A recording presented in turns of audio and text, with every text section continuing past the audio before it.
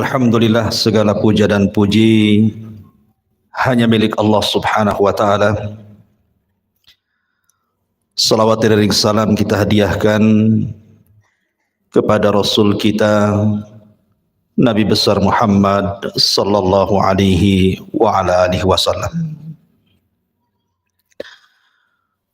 Pembahasan di malam hari ini, karena ini kajian tematik, maka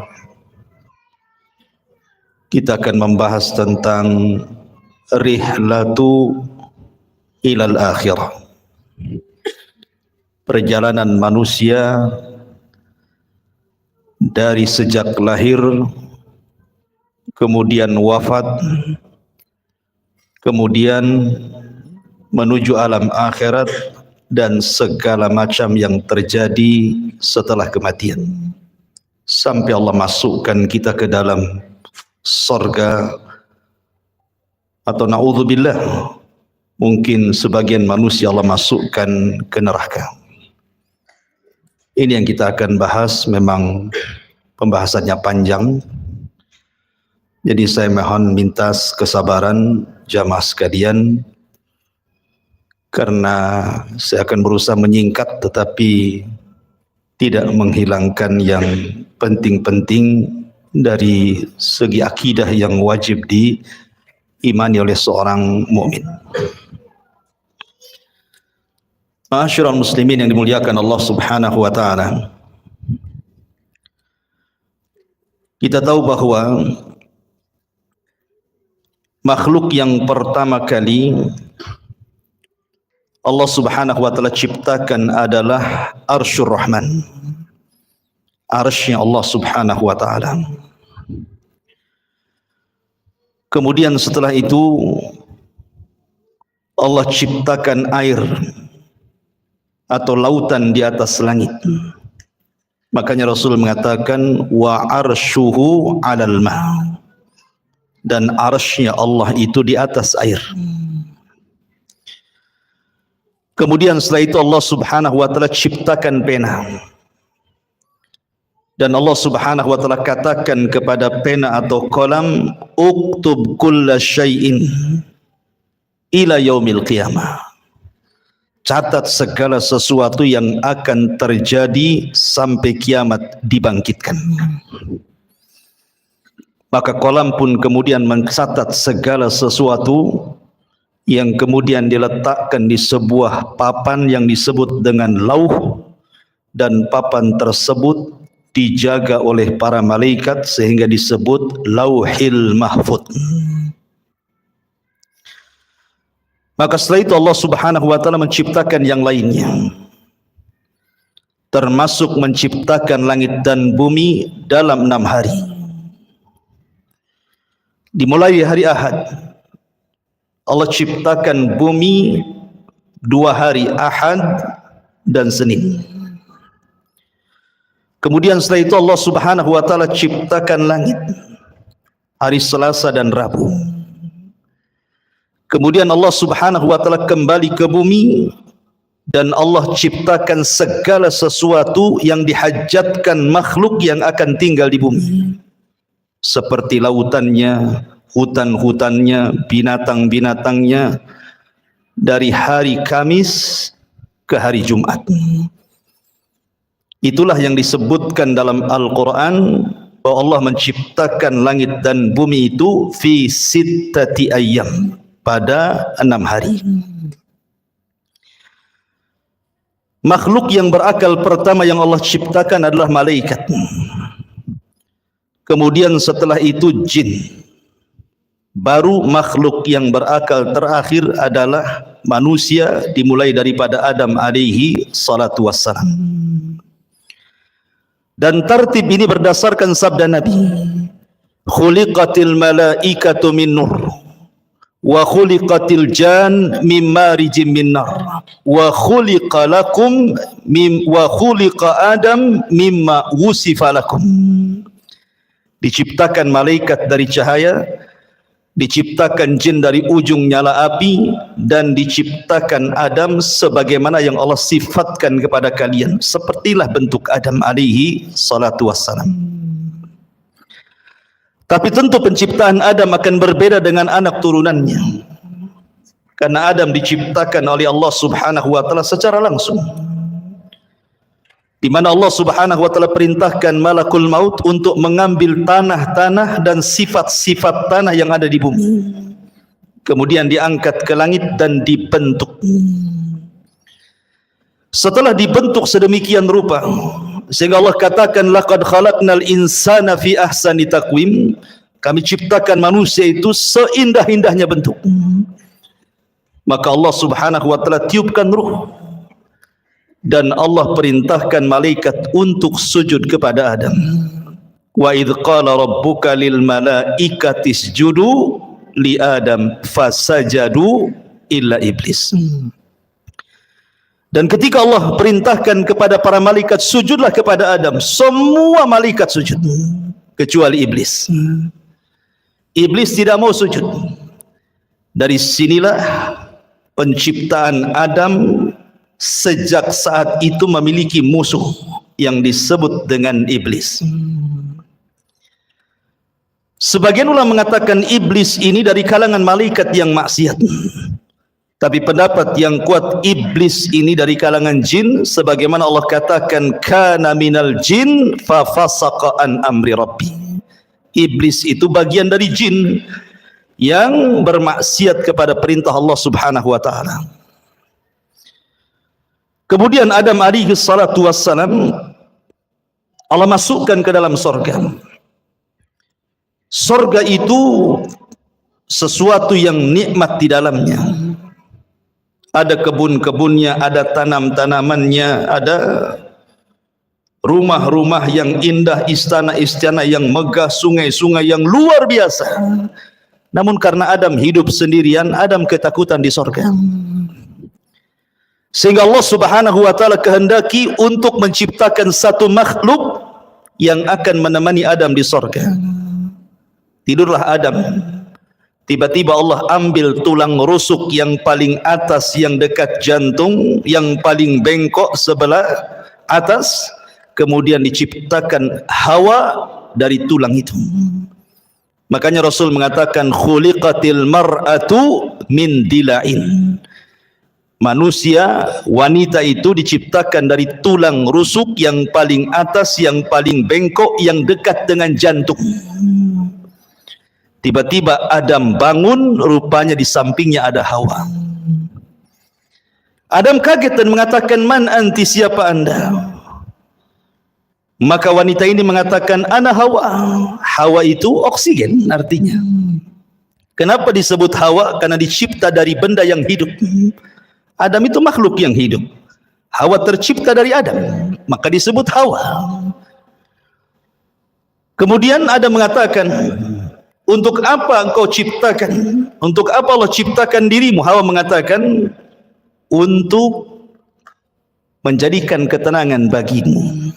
Dari sini Allah katakan, wa min ayatihi an khalaqalakum min anfusikum azwaja litaskunu ilaiha wa ja'ala bainakum mawaddatan wa rahmah.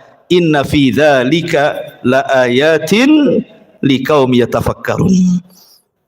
Kalau dengar ayat ini rasanya ingat waktu kawinnya. Dan ini ayat yang biasa dibaca orang kalau menikah ya. Khutbah nikahnya mesti baca ayat ini. Wa min ayatihi, dan dari tanda-tanda kebesaran Allah, an khalaqalakum, Allah menciptakan kalian. Min, dari ciptaan ini Allah ciptakan yang lainnya azwaja, menjadi berpasang-pasangan. Untuk apa pasangan diciptakan? Litaskunu ilaiha, supaya memberikan ketenangan. Di mana suami tenang dengan istrinya, istri tenang dengan suaminya. Makanya orang yang tidak pernah menikah nggak akan tenang. Saat tenang-tenangnya pun tidak akan tenang dia. Gimana? Masak-masak sendiri kan itu. Nyuci-nyuci sendiri, gimana bisa tenang? Ya. Nggak akan tenang. Dan ketenangan itu mukjizat dari Allah Subhanahu wa taala. Dengan ketenangan itu lahirlah mawaddatan wa rahmah. Timbul rasa cinta, timbul pula kasih sayang di situ. Padahal sebelumnya tidak saling mengenal.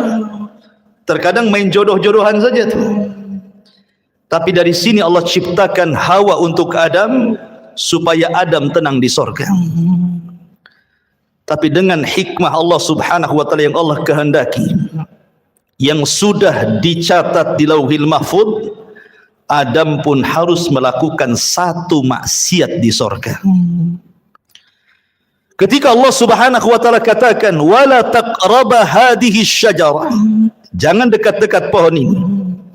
Dekat saja tidak boleh, apalagi makan.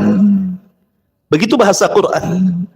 Seperti Allah mengatakan wala taqrabu zina, dekat zina saja tidak boleh, apalagi berzina. Karena kalau sudah mendekat pasti melihat, kalau sudah melihat penasaran, kalau penasaran ingin pula mencicipi, akhirnya kemudian memakannya. Ada kisah Israiliyat. Ini kisah Israiliyatnya. Kisah Israiliyat itu tidak mengapa dikisahkan, tapi jangan didustakan, jangan dibenarkan. Makanya Rasul mengatakan hadithu an Bani Israil wala haraj. Tidak mengapa kisahkan Bani Israel kalau itu tidak bertentangan dengan syariat Islam. Adam itu tidak memakan buah sampai habis, tidak. Dia hanya nyicipi sedikit saja. Ketika kemudian sampai di tenggorokan, Adam ingat. Maka keselaklah Adam. Makanya setiap laki-laki pasti ada hulkumnya di sini. Ada yang benjolan di sini kan? Ya. Itu karena Adam keselak katanya. Keselak buah itu di sini. Buah khuldi. Adapun Hawa habis pula dia.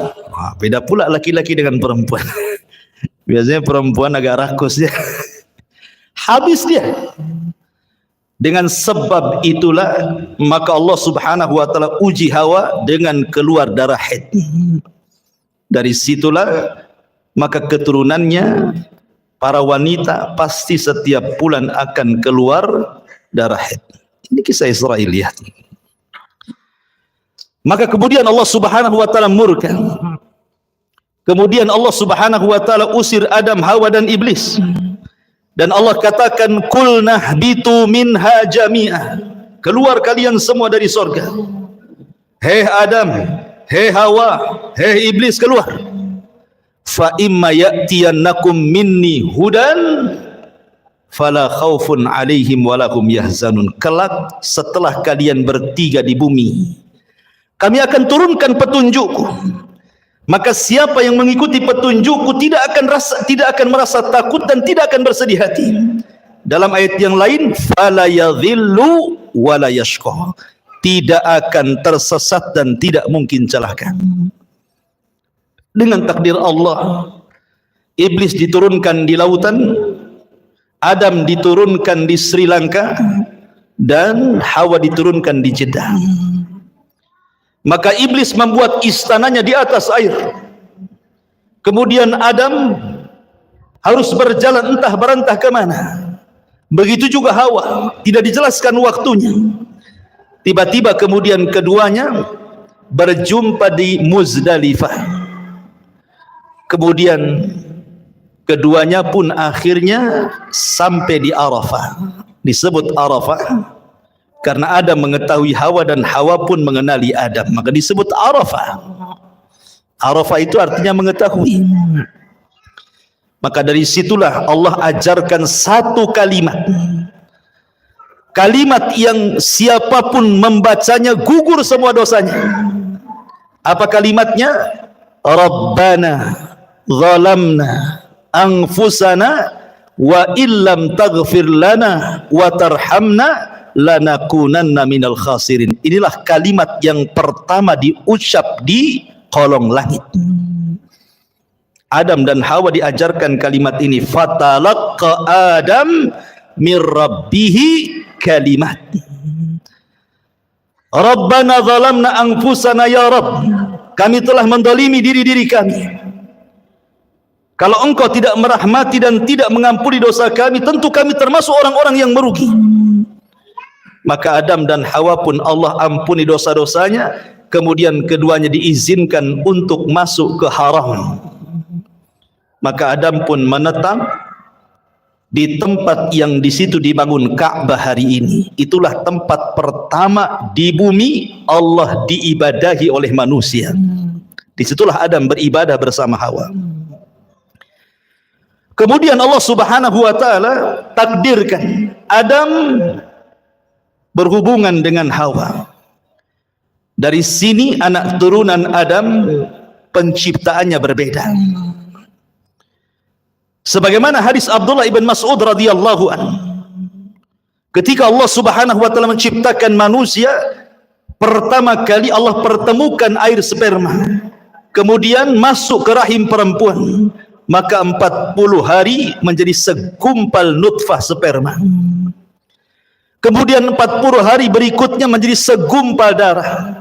Kemudian 4 hari berikutnya menjadi segumpal daging. Kemudian terangkailah badan manusia. Artinya kalau sudah 4 bulan sudah berbentuk tuh. Mana kepalanya, mana tangannya, mana badannya, mana kakinya, di USG pun tahu kelaminnya sekarang. Disitulah Allah tiupkan ruh lewat para malaikat, dan Allah perintahkan malaikat itu tiupkan ruh kepada janin itu. Kemudian catat rizkinya, catat amalannya, catat ajalnya, catat su'ul khotimah dan husnul khotimahnya. Maka setelah 9 bulan, maka lahirlah janin tersebut menjadi manusia. Hawa melahirkan 20 kali, dan setiap lahiran selalu kembar, sehingga putra Adam berjumlah 40, 20 laki-laki dan 20 perempuan. Kemudian setelah anak-anak Adam kemudian besar, kita tahu bahwa tujuan diciptakan manusia itu disebut khalifah, karena Allah yang mengatakan inni ja'ilun fil ardi khalifah. Apa sih khalifah itu? Khalifah itu artinya yakhlufu ba'duhu ba'dha. Artinya manusia ini makhluk yang bergenerasi. Meninggal generasi pertama, lahir generasi kedua. Meninggal generasi kedua, lahir generasi ketiga, dan begitu seterusnya. Itu disebut khalifah. Sehingga Adam harus punya keturunan, karena Adam tidak mungkin hidup selamanya. Anak-anaknya pun tidak mungkin hidup selamanya. Makanya Allah syariatkan kepada anak-anak Adam untuk menikah, tetapi dengan cara silang, di mana masing-masing kembaran tidak boleh menikah dengan kembarannya, tetapi disilangkan dengan kembaran orang lain. Maka anak terbesar Qabil dan adiknya Habil diperintah untuk menyilang. Tiba-tiba Qabil terfitnah oleh iblis. Iblis datang kepada Qabil, mewaswasi Qabil, karena selama ini iblis berusaha untuk menggoda Adam dan Hawa. Adam dan Hawa sudah kapok, tidak mungkin digoda lagi, cukuplah godaan terjadi di sorga, sehingga iblis tidak bisa menggoda Adam dan Hawa. Akhirnya yang digoda adalah anak turunannya. Datang kepada Qabil dan mengatakan jangan mau, itu kembarannya si Habil itu jelek, kembaranmu cantik, ngapain kau dapat jelek, bagus dapat yang cantik. Dari sini kita tahu tabiat laki-laki itu suka yang cantik. Kalau perempuan ganteng itu bonus, yang penting kaya, ya kan, cukup gitu ya. Kalau perempuan, kalau laki-laki yang penting cantik walaupun kere. Akhirnya kemudian Qabil menolak, seolah-olah ini putusan bapaknya, bukan putusan Allah. Adam bukan ayah yang diktator. Dia berdoa kepada Allah untuk mencari solusi. Maka Allah Subhanahu wa taala perintahkan keduanya untuk berkurban. Dan Allah katakan watslu alaihim naba abnai adam bil haqq idh qarraba qurbanan fatuqbila min ahadihima wa lam yutaqabbal minal akhar. Ya Muhammad, bacakan kepada mereka tentang kisah 2 putra Adam yang dua-duanya berkorban untuk memperebutkan pasangannya. Allah terima salah satunya dan Allah tolak yang lainnya. Yang ditolak korbannya adalah Qabil, yang diterima korbannya adalah Habil. Qabil marah dan mengatakan la aqtulannak, saya akan bunuh kamu. Karena Habil mewarisi sifat Adam. Dia mengatakan la imbasatta yadaka litaqtulani ma ana bibasiti yadiya ilaika liaqtulaka inni akhafullah. Kalau engkau hendak membunuhku silakan, tapi aku tidak akan membunuhmu karena aku takut kepada Allah Subhanahu wa taala.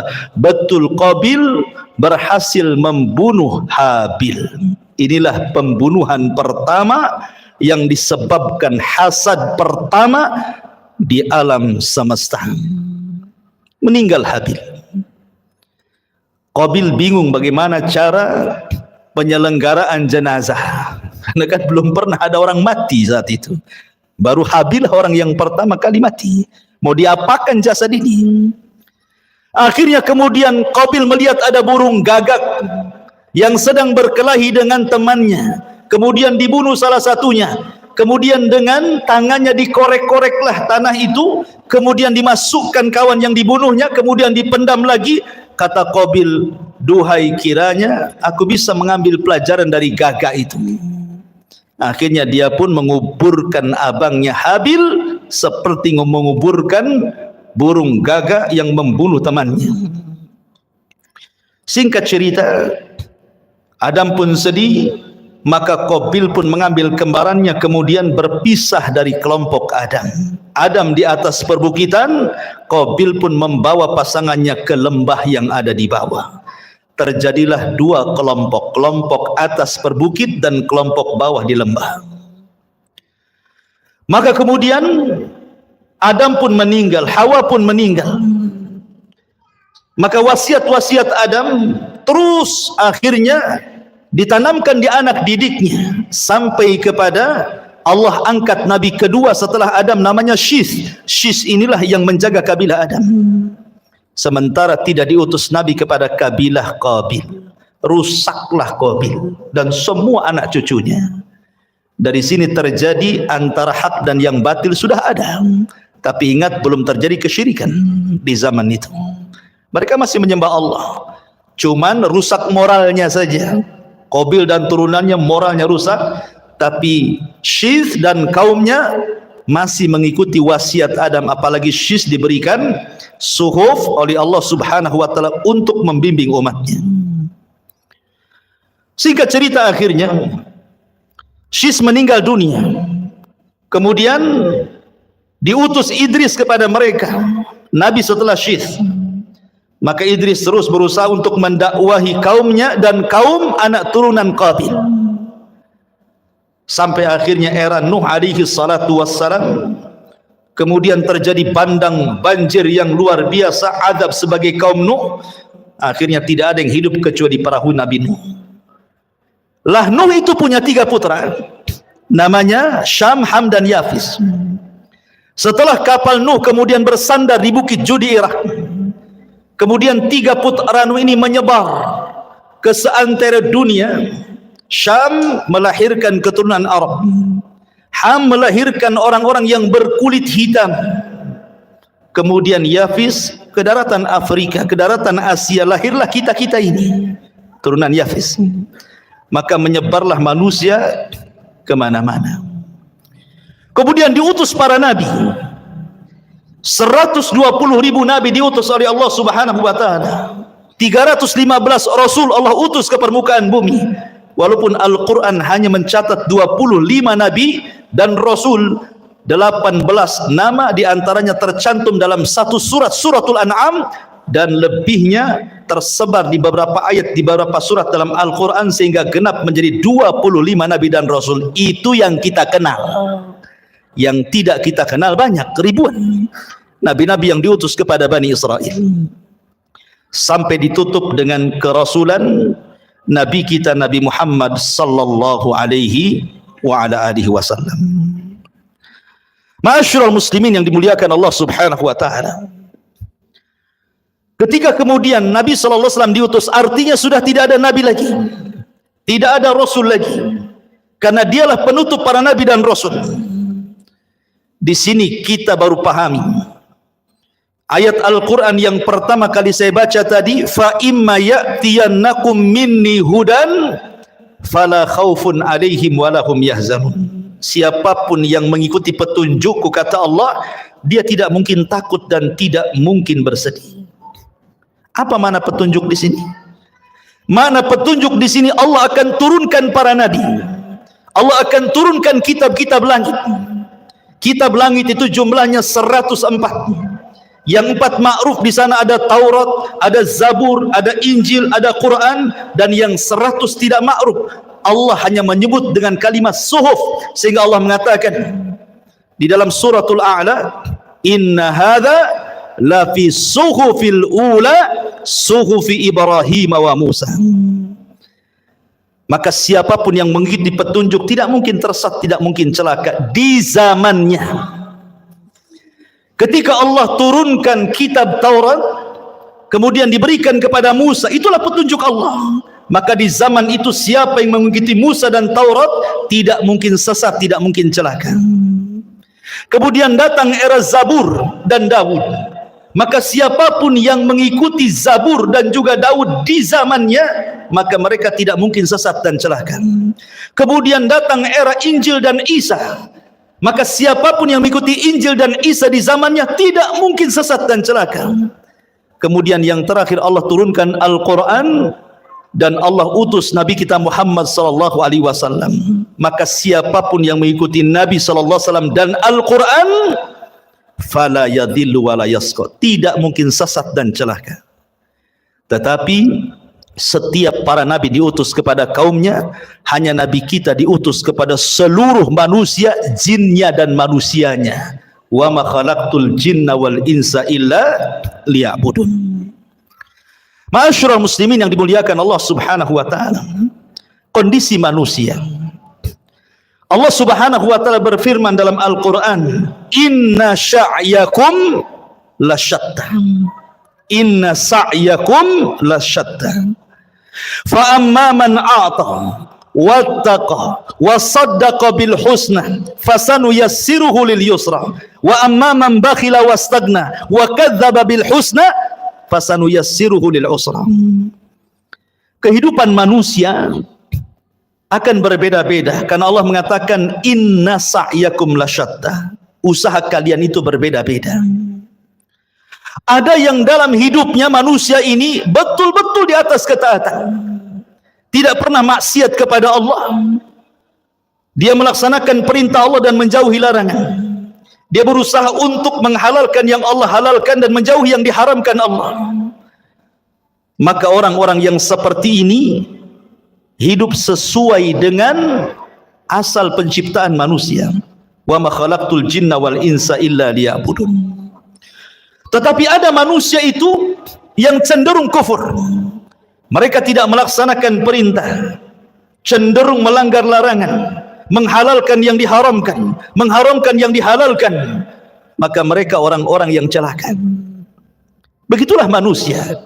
Ada yang mukmin, ada yang kafir. Ada yang fasik, ada yang taat. Ada yang musyrik, ada yang bertauhid. Ada yang beribadah, ada yang bermaksiat.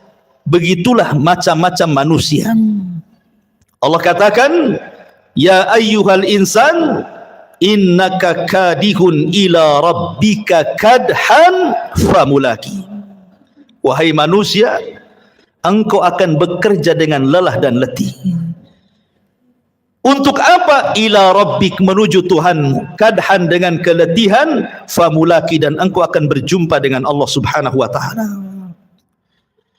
Artinya bahwa manusia dengan berbagai macam daerahnya, negaranya, bentuknya, wataknya, tujuannya satu. Kita ini sedang berjalan menuju Allah Subhanahu wa taala. Mau tidak mau kita akan berjumpa dengan Allah. Tapi ada yang berjumpa dengan Allah, Allah senang dengan kita. Ada orang yang berjumpa dengan Allah, Allah benci dengan kita. Man ahabba liqa Allah ahabballahu liqa'ah wa man kariha liqa Allah karihallahu liqa'ah. Siapa yang cinta berjumpa dengan Allah, Allah suka berjumpa dengan kita. Siapa yang benci berjumpa dengan Allah, Allah pun benci dengan kita. Begitulah hidup manusia. Wa hadainahu najdain, kami pilih dua jalan. Ini jalan ke sorga, sudah dijelaskan jalannya. Ini jalan ke neraka, sudah dijelaskan jalannya. Tidak ada satupun jalan, baik ke sorga atau ke neraka, semua sudah dijelaskan. Tidak ada. Wa mayatiru ta'irun fil hawa. Tidak ada satupun burung yang mengepakkan sayapnya di langit, kata Rasul, kecuali sudah dijelaskan ilmunya. Artinya, apapun yang mendekatkan diri ke sorga sudah dijelaskan. Apapun yang bisa menjauhkan dari neraka sudah dijelaskan. Sehingga tidak ada alasan Anda tidak bisa berhujah lagi di hadapan Allah Subhanahu wa ta'ala. Karena semua sudah diberikan fasilitasnya. Allah Subhanahu wa ta'ala hanya minta kepada kita bersyukur. Ingat 5 kaidah: al-ijad, al-i'dad, al-imdad, kemudian al-irsyad, al-is'ad. Pertama, ijad. Allah menciptakan langit dan bumi. Untuk siapa? Untuk kita. Ya. Allah ciptakan langit dan bumi itu untuk kita loh. Lihat matahari di langit, untuk siapa? Untuk kita. Kalau nggak ada matahari, ibu-ibu nggak bisa jemur pakaian. Kan itu ya. Mungkin kalau nggak ada matahari, PLN sibuk tuh, karena harus menerangi bumi 24 jam. Mungkin antum tiap bulan mungkin gerutu-gerutu, mahal kali listrik ini. Padahal sekarang listrik cuma setengah hari saja kan, malam saja. Itu saja kalau naik udah demo tuh. Gimana kalau nggak ada matahari? Iya kan? Bulan untuk siapa? Untuk kita. Ya. Kita bisa mengambil keindahan bulan, bintang-bintang, macam-macam. Apalagi bumi, itu disebut ijad. Allah siapkan tuh langit dan bumi untuk manusia. Kemudian yang kedua, al-i'dad. Setelah Allah ciptakan, Allah persiapkan fasilitasnya. Allah ciptakan lautan dengan berbagai macam jenis ikan-ikannya. Entah berapa jumlah ikan kita tidak tahu, dengan berbagai macam warnanya. Siapa yang ngecat ikan satu-satu? Sudah terwarnai semuanya kan? Nggak ada orang yang sanggup ngecat ikan satu lautan itu. Ada yang merah, ada yang hijau, ada yang macam-macam kan warna itu. Kalau bukan karena Allah. Allah ciptakan hutan dan berbagai macam tumbuh-tumbuhan dan buah-buahannya. Allah ciptakan kebun sawah dan Allah ciptakan berbagai macam biji-bijiannya. Allah ciptakan semuanya. Allah persiapkan fasilitasnya. Kemudian yang ketiga, al-imdad. Allah perbanyak. Satu pohon mangga, buahnya mungkin ada 100-200 mangga. Dari 300 atau 400 mangga yang di satu pohon itu kan semua ada bijinya tuh. Kalau seandainya dari 100 buah mangga di satu pokok mangga ini, bijinya ditanam semuanya, dari satu tumbuh 200. Ya kan? Bahkan ada satu buah itu bijinya ratusan tuh. Seperti buah apa tuh? Yang ratusan itu. Delima kan, coba. Satu pohon delima nih, buahnya kan banyak. Ini satu buah saja kalau tertanam semua bijinya, tumbuh macam-macam delima. Itu artinya Allah tidak putus pohon sampai di situ. Ada generasi pohon yang jauh lebih banyak lagi dari turunannya. Itu namanya al-imdad. Allah tidak akan putus nikmatnya. Ikan, satu ikan lahir anaknya ratusan ikan. Dari ratusan ikan lahir lagi ribuan ikan. Nggak akan terputus. Itu namanya imdad. Allah tidak akan memutus nikmat. Kemudian setelah itu yang keempat, al-irsyad. Allah arahkan manusia, mana ikan yang bisa dimakan, mana yang tidak. Mana buah yang bisa dimakan, mana yang tidak. Mana daun-daunan yang bisa dilalap, mana yang tidak. Mana yang bisa dijadikan obat, mana yang tidak. Mana yang mengenyangkan, mana yang tidak. Irsyad diarahkan, karena tidak semua bisa dimakan kan. Baru yang terakhir al-is'ad, manusia dapat mengambil faedahnya. Dengan makan ini jadi kenyang, makan itu jadi kenyang, minum ini jadi sehat, minum itu jadi hilang penyakit. Bahagia manusia. Allah itu sudah memberikan nikmat segalanya. Makanya Allah mengatakan, fabi ayyi ala'i rabbikuma tukadziban. Nah, nikmat mana lagi yang akan kau dustakan? Nikmat mana lagi? Enggak ada ceritanya orang kelaparan kalau dia mau usaha. Orang tinggal datang ke sungai mancing dapat ikan dia. Sungai itu kan bukan milik orang. Lautan bukan milik orang. Bawa perahu nelayan tuh memanggil. Ada tiketnya masuk lautan? Nggak bisa, nggak ada. Mungkin di tengah lautan ada malaikat, kau bayar dulu baru kau. Nggak ada. Ya kan? Anda tanam biji di sawah tuh, tinggal nunggu saja. Allah yang menghidupkan, bukan antum suruh niup-niup dia tumbuh. Kan gitu ya. Tumbuh sendiri, kita tawakal saja tuh. Padi tumbuh, jagung tumbuh, semua tumbuh kan gitu. Siapa yang menumbuhkan? Allah. Allah hanya minta satu. La in syakartum la azidannakum. Kalau kalian bersyukur, ku tambah. Dengan apa cara bersyukurnya? Kita disuruh untuk beribadah, itu saja. Disuruh untuk beribadah, itulah syukurnya. Makanya Allah mengatakan falyabudu rabb hadzal bait alladzi at'amahum min ju'in wa amanahum min khauf. Allah sudah berikan rasa kenyang dari rasa lapar. Allah sudah berikan rasa tenang dari rasa ketakutan. Allah hanya minta falyabudu rabb hadzal bait, sembah Rabb pemilik Ka'bah ini, Allah, itu saja. Tetapi ada manusia yang syukur, ada juga yang ingkar. Itulah manusia. Memang manusia diciptakan seperti itu. Ma'asyiral muslimin yang dimuliakan Allah Subhanahu wa taala. Allah Subhanahu wa taala tidak akan mengekalkan dunia. Dunia ini ada batas waktunya. Sejak zaman Adam alaihi salatu wassalam sampai diutusnya Nabi kita yang mulia alaihi salatu wassalam, artinya usia bumi itu semakin dekat dari kehancurannya. Karena Rasul yang mengatakan bu'istu ana was-sa'ah kahataini, diutusnya aku dengan tegaknya hari kiamat seperti ini. Rasul menegakkan syabbabah, telunjuk dengan jari tengah kemudian merapatkannya, artinya dekat sekali waktunya. Dan Allah Subhanahu wa taala Maha Adil. Allah tidak langsung sekonyong-konyong mendatangkan kiamat, tidak. Allah tidak mendatangkan kiamat langsung tiba-tiba digempakan satu dunia, tidak. Allah itu adil, rahim kepada hamba-hambanya. Diberikan kesempatan untuk taubat, diberikan kesempatan untuk masuk surga dengan dikirim tanda-tanda kiamat kecil. Dan 90% lebih tanda-tanda kiamat kecil itu hampir semua sudah terjadi dan kita bisa saksikan setiap hari ada. Hanya mungkin 10% saja yang belum terjadi. Ya kurang lebih seperti itu. Artinya 90% sudah terjadi sejak zaman Nabi sampai hari ini.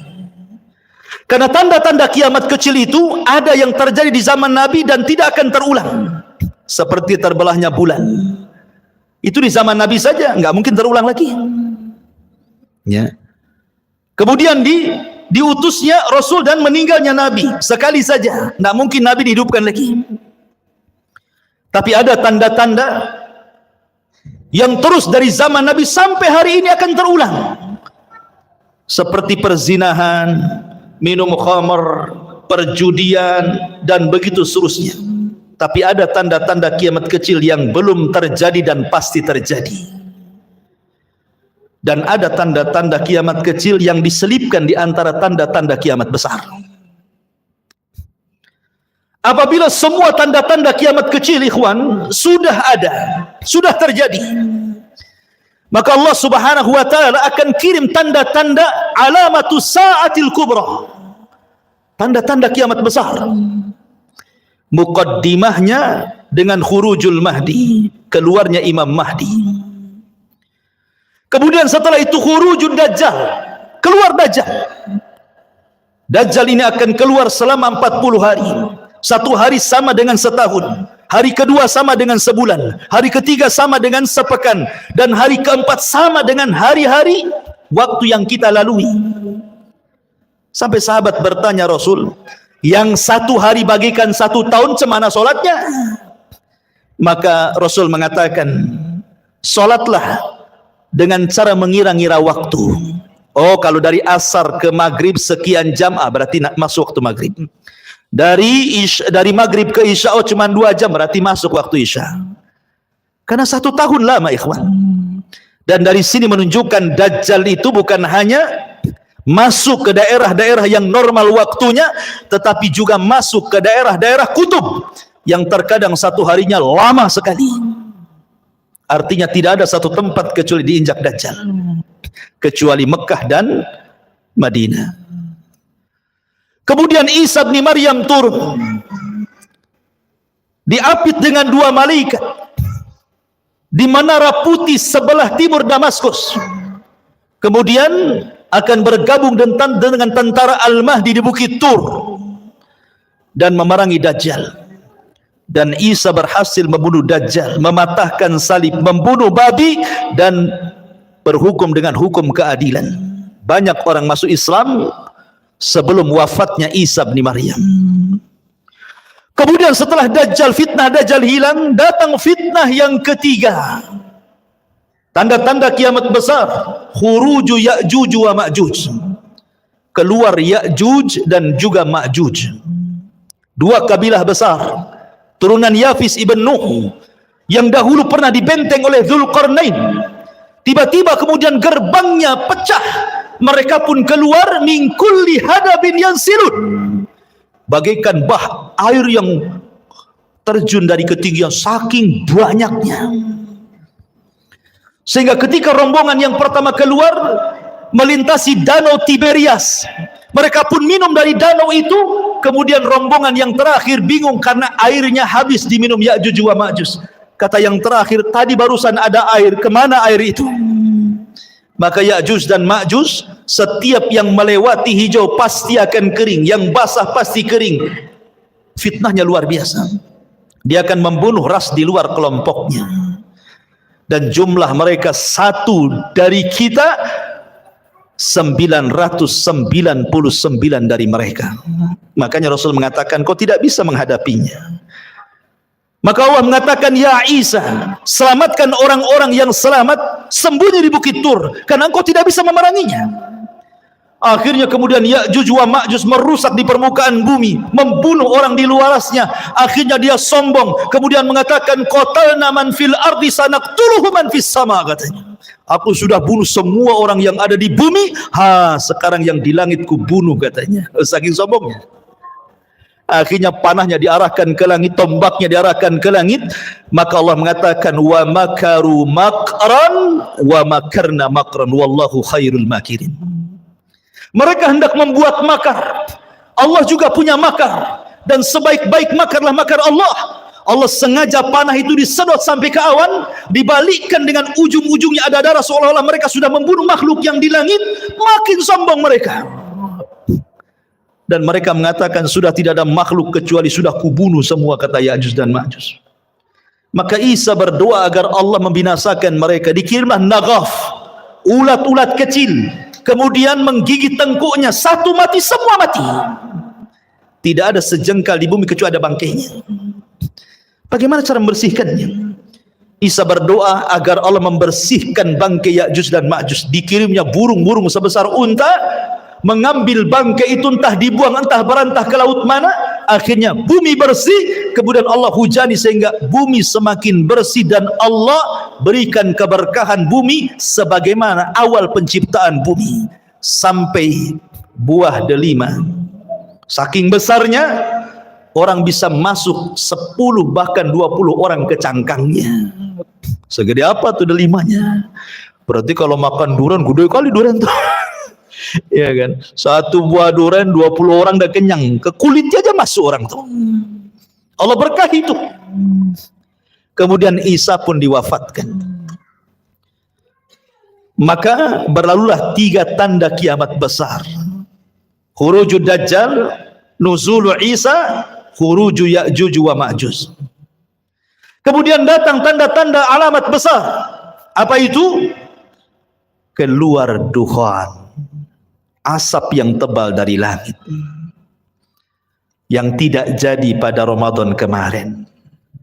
Ini dukhan ini alamat tanda kiamat besar. Dan itu tanda-tanda langit, bukan tanda-tanda bumi. Duhan itu datang dari langit, bukan karena orang bakar hutan kemudian asapnya naik ke langit jadi duhan. Memang sudah ada asap di langit tebal hitam. Siapapun yang menghirupnya, kalau dia seorang mukmin paling tinggi bersin, sudah sakit kepala, demam.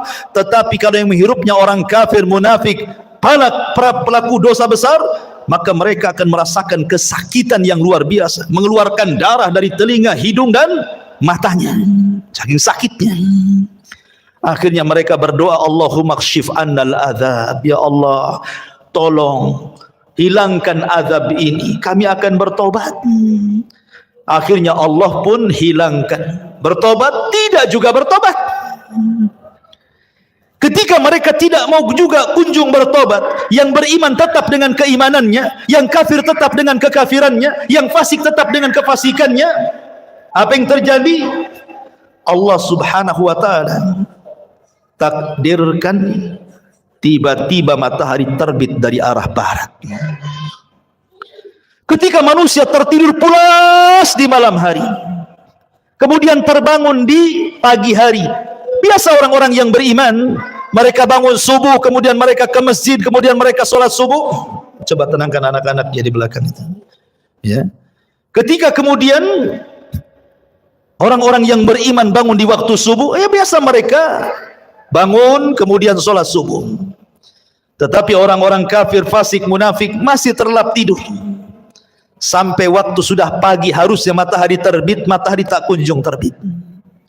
Ditunggu sampai waktu zuhur, tidak terbit juga. Ditunggu sampai waktu asar, tidak terbit juga. Harusnya ketika matahari terbenam, tiba-tiba muncul. Harusnya matahari itu terbenam, tiba-tiba muncul. Inilah yang disebut dengan keluarnya matahari dari arah barat itu.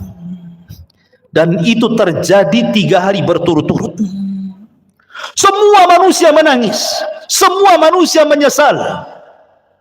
Orang-orang yang menyembah berhala, dibuang berhalanya. Apa manfaat membuang berhala? Ustadz sudah resign, tidak jadi ustadz lagi, karena percuma berdakwah. Tobat sudah ditutup, karena pintu tobat itu akan diterima di 2 waktu.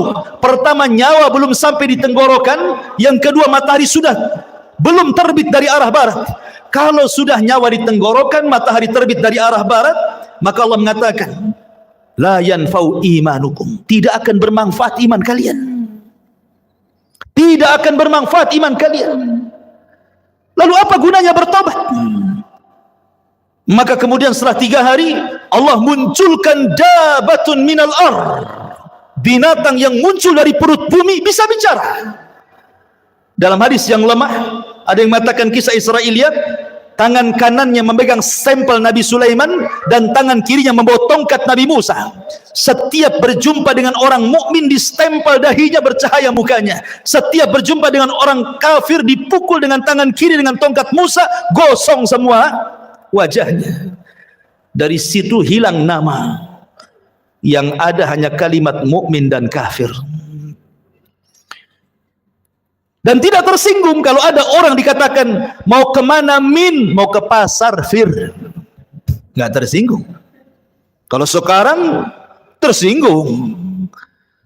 Orang kafir kita kafirkan saja, orang Islam tersinggung. Jangan dibilang kafir, bilang non muslim katanya. Kan itu ya.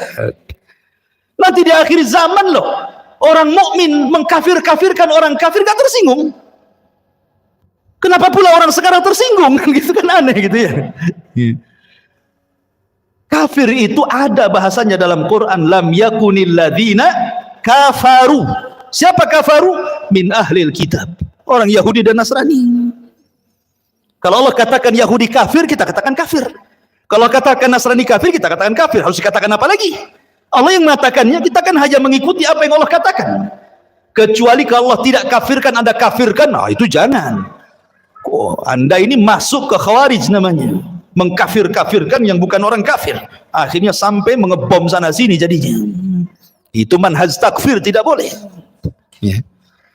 Maka setelah kemudian tidak ada satupun manusia kecuali stempel oleh dabatul ar ini, binatang yang melata yang bisa bicara ini.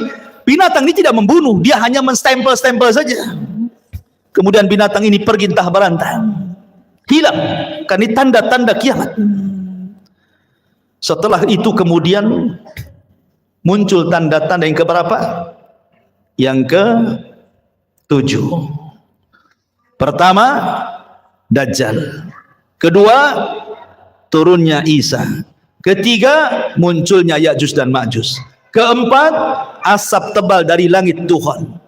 Kelima, terbit matahari dari arah barat. Keenam, munculnya binatang yang melata yang keluar dari perut bumi dan bisa bicara dan menstempel manusia. Ketujuh, terjadi gempa besar dari arah timur yang bukan hanya merobohkan satu desa, satu negara dirobohkan gara-gara gempa itu. Kemudian yang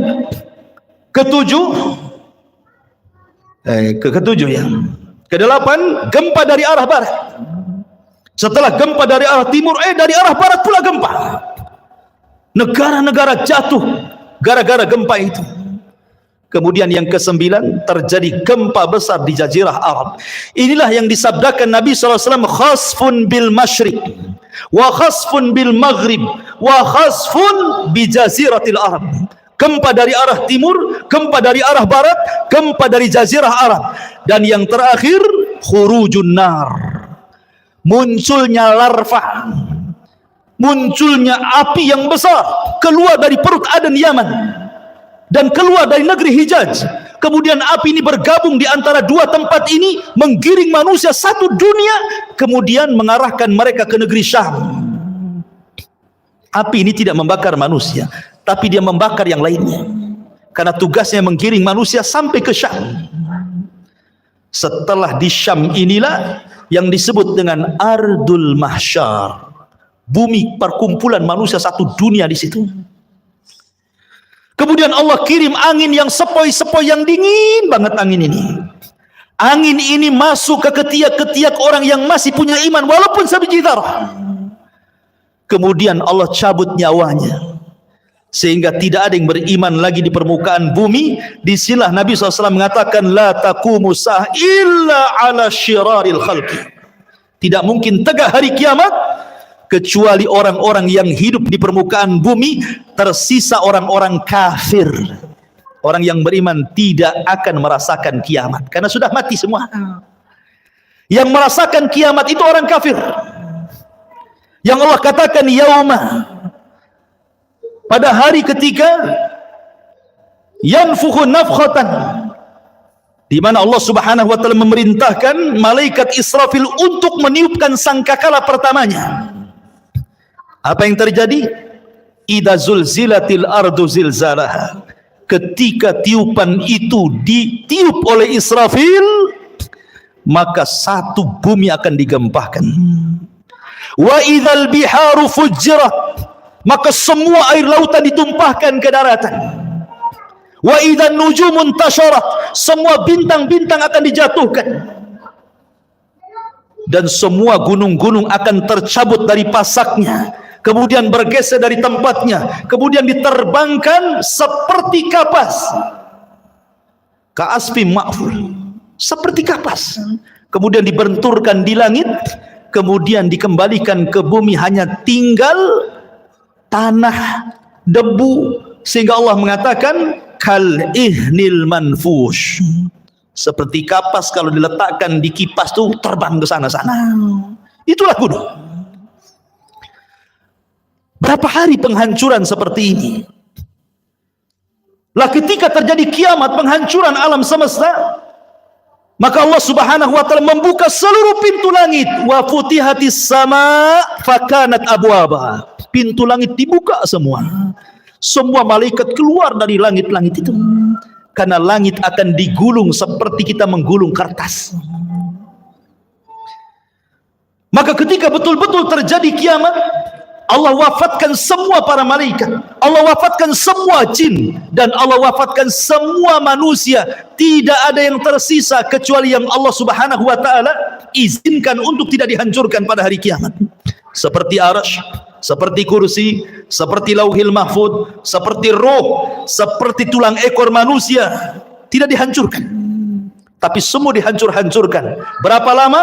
Hadis Abu Hurairah radhiyallahu an mengatakan 40 tanpa menyebut 40 tahun, 40 bulan, 40 hari. Pokoknya 40 lah kata Abu Hurairah. Ya bisa 40 hari kehancuran alam semesta, bisa 40 bulan, bisa juga 40 tahun. Karena ketika Abu Hurairah ditanya, ya Abu Hurairah, apakah 40 hari? Fa'abaitu, aku enggan menjawabnya. Apakah 40 bulan? Fa'abaitu, aku enggan menjawabnya. Apakah 40 tahun? Fa'abaitu, aku pun enggan menjawabnya. Pokoknya 40 lah kan itu. Itu antara tiupan sangkakala pertama ke tiupan sangkakala kedua. Hancur semua alam semesta ini. Hancur semuanya. Ini yang disebut dengan kiamatul kubra, kiamat besar. Ada kiamat kecil, ada kiamat besar. Kiamat kecil apa? Idza mata ahadukum qamat qiyamatuhu. Kalau salah seorang di antara kalian mati, itulah kiamatnya. Tapi kalau kiamat besar bukan 1-2 orang mati, semua mati. Jinnya mati, malaikatnya mati, manusianya mati. Yang meniup sangkakala pun mati. Malaikat maut pun mati. Malaikat maut aja ikut mati. Ketika malakul maut datang kepada Allah Azza wa Jalla dan Allah mengatakan, man abqait, siapa yang kau sisakan, kau tidak cabut nyawanya. Kata malaikat maut, tinggal Jibril, Mikail, Israfil. Kata Allah, cabut semuanya. Maka Jibril dicabut nyawanya, Israfil dicabut, Mikail dicabut. Kemudian malakul maut datang kepada Allah, siapa lagi yang tersisa? Kata malakul maut, tidak ada ya Rabb illa abdukal fakir, kecuali hambamu yang fakir. Oh kalau gitu mati kamu katanya. Mati juga dia. Ya. Maka ketika 40, di angka 40 terjadi kehancuran yang luar biasa itu, sudah tidak ada makhluk yang berakal lagi. Bumi sudah hancur, langit sudah hancur, semua sudah hancur. Apa yang terjadi? Allah Subhanahu wa taala berteriak, limanil mulkul yaum, limanil mulkul yaum. Kalian sudah tahu siapa yang berkuasa di alam semesta ini? Tidak ada yang menjawab. Enggak ada malaikat, enggak ada jin, enggak ada manusia, semua mati. Maka Allah jawab sendiri, lillahil wahidil qahar. Alam semesta ini pemiliknya hanya zat yang maha satu, yang maha perkasa, Allahu Azza wa Jal. Itulah yang difirmankan dalam surah Al-Fatihah, Maliki Yaumiddin. Itu makna Maliki Yaumiddin itu, raja pada hari pembalasan. Maka setelah kemudian Allah Subhanahu wa taala atur kembali alam semesta untuk menjadi alam akhirat. Maka bumi yang kita pijak hari ini, Allah katakan yauma tubaddalul ardu ghairal ardh. Pada hari di mana bumi Allah hancurkan, kemudian Allah ganti dengan bumi yang baru. Kata para ulama, bukan bumi ini hilang datang bumi baru, tidak. Bumi yang kita pijak ini pula bumi padang mahsyar. Cuman bentuknya dirubah. Yang tadinya bulat kemudian dibentangkan. Yang tadinya kifata dilipat kemudian dibentangkan. Sehingga bumi yang sekarang kita lihat ada bukit, ada gunung, ada lembah, ada tinggi, ada yang merendah. Nanti ketika Allah hancurkan, Allah ganti dengan bumi yang baru, maka Allah hamparkan sehingga tidak ada yang meninggi, tidak ada yang merendah, tidak ada bukit, tidak ada lembah, semua rata, nggak ada bangunan, nggak ada rumah, nggak ada hutan, nggak ada gunung, nggak ada bukit, rata semuanya. Kenapa Allah ratakan wa idal ardu muddat, dan apabila bumi diratakan supaya makhluk sejak Adam meninggal sampai terakhir mati muat di bumi itu. Sekarang bumi itu dalam bentuk bulat kan, lonjong atau bulat. Di bumi ini ada lautnya, di bumi ada hutannya, di bumi ada bukit, ada gunung. Tidak semua tempat dihuni manusia. Kalau seandainya bumi tidak dirubah, kemudian seluruh manusia dibangkitkan sejak Adam sampai yang terakhir mati, tidak akan muat bumi ini. Makanya kemudian dihancurkan, gunungnya diratakan, ditimbun lautnya diratakan, tidak ada lembah, semua rata, sehingga kalau dibangkitkan semua akan muat di situ. Itulah padang mahsyar. Allah katakan wa akhrajatil ardu athqalaha. Allah Subhanahu wa taala bangunkan malaikat Israfil. untuk meniupkan sangkakalanya yang kedua. Ketika Israfil kemudian bangkit, kemudian meniupkan sangkakala keduanya, maka terjadilah yaumul ba'tsi wan nusyur, hari di mana manusia dibangkitkan kemudian dikumpulkan. Maka ketika itu Allah katakan, wa akhrajatil ardu athqalaha, kami keluarkan beban-beban bumi. Maksudnya manusia, bangkai-bangkai manusia itu semua terangkai kembali dari mana? Dari tulang ekor. Karena tulang ekor manusia tidak dihancurkan pada hari kiamat. Ketika Allah tiup, memerintahkan Israfil untuk meniup sangkakala yang kedua, dari tulang ekor setiap manusia itulah tercipta manusia kembali. Padahal sudah hancur dengan kiamat kan, tapi tulang ekor tidak hancur, karena dari situ Allah kembali ciptakan kita. Kemudian jasad itu dilempar ke permukaan. Bayangkan sejak zaman Adam sampai yang terakhir mati, itu jasad itu bergelimpangan di padang mahsyar. Maka Allah subhanahu wa ta'ala katakan, wa idzan nufus zuwijat, apabila ruh dilesatkan dari illiyin kalau ruhnya orang yang beriman, kemudian dilesatkan dari sijin kalau ruhnya orang kafir, kemudian masuk ke jasad-jasad mereka tanpa tertukar jasadnya. Nggak mungkin antum tertukar dengan kawan antum. Salah, ini badan antum di sini kok ruhnya masuk situ? Enggak, pasti akan pas ruh dengan jasad ya itu juga. Ya. Disitulah manusia dibangkitkan. Ketika manusia dibangkitkan, orang-orang kafir ini digambarkan dalam surah Yasin. Ya wailana man ba'atsana mim marqadina, katanya. Duhai celaka kami, siapa yang membangunkan kami dari tidur-tidur kami ini? Maka mereka digambarkan seperti apa? Seperti larang. Al-qari'atu mal qari'ah wa ma adraka mal qari'ah. Yauma yakunun nasu kal farashil mabsus, seperti laron. Antum tahu laron? Laron ini kalau ada lampu maka dia akan mengejar lampu. Dan mereka terbangnya tidak ada aturan, sehingga karena tidak ada aturan diterjang kawannya. Besoknya jatuh semua, sayapnya tak kemana-mana. Begitulah kondisi manusia pada hari kiamat. Orang-orang kafir yang ke barat lari ke timur, yang dari timur lari ke barat, yang selatan lari ke utara. Mereka tidak ada tujuan seperti larang. Yauma yafirrul mar'u min akhihi wa ummihi wa abihi wa sahibatihi wa banihi likulli imri'in yauma idzin sya'nun yughni. Di mana orang lari dari saudaranya, lari dari ibu bapanya, lari dari pasangan dan anak-anaknya. Semua manusia sibuk dengan sendirinya, kecuali orang-orang yang beriman. Dibangkitkan tidak lari. Di sampingnya sudah ada pasangan istri, suaminya, anak, ibu, kakek, semua.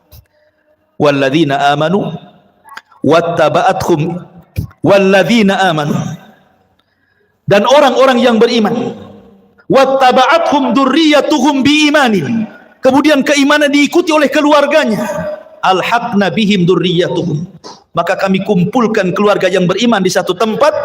Ketika orang-orang yang beriman ini melihat orang-orang kafir lari ke sana kemari, maka mereka hanya mengatakan, hadza ma wa'adar rahman wa sadaqal mursalun, inilah janji dari Allah Ar-Rahman dan benarlah ucapan para nabi. Ma'asyiral muslimin yang dimuliakan Allah subhanahu wa ta'ala, ketika itulah baru ada penyeru di tengah-tengah padang mahsyar. Kemudian barulah manusia tertuju kepada satu suara. Kepada satu suara. Dan Allah subhanahu wa ta'ala bahasakan kal jaradil muntashir, seperti belalang-belalang yang sedang berterbangan. Belalang itu kalau terbang bersama koloninya pasti akan tertuju kepada satu titik. Maka semua tertuju kepada satu titik. Di sini disebut dengan ardul mahsyar. Kita akan dikumpulkan. Ya.